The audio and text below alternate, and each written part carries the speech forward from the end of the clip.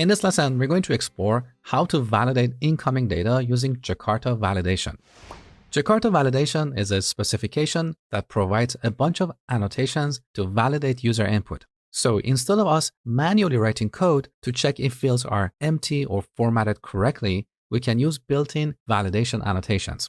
Now we have a ton of annotations. For example, for validating strings, we have not blank, which ensures that a string is not empty or white space. We also have not empty. We have size for restricting the length of a string. We have pattern for validating a string using a regular expression, as well as email and credit card number. Now for validating numbers, we have min, max, positive, negative, as well as positive or zero and negative or zero. Now for validating dates and times, we have past, past or present, future, as well as future or present. And for general validation, we have non-null, which ensures that a field is not null. Now let's see these annotations in action. Back to our project. To use Jakarta validation, first we have to add a starter dependency in our POM file. So let's go to our POM file and add a starter dependency. Here we search for validation and add this to our project. Now this adds a new dependency from Spring Framework, that is Spring Boot Starter Validation. Okay.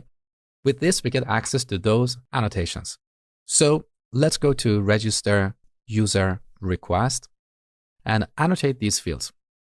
For name, I want to apply not blank, which ensures that name is not an empty string or white space. Now, this annotation is defined in jakarta.validation.constraints package. Now here we can optionally provide a message like name is required. We can add a second annotation like size for restricting the size. We can provide a min or max length. In this example, I want to provide a max of 255 because this is the same length we have applied in our database column. Now let's also give it a message. Now let's add a line break to separate this field from the other fields. Now for email, let's make sure that it's not blank and it's a valid email. Okay, let's import it. Okay, now for password, let's add not blank. And also, let's make sure that it's at least 6 characters.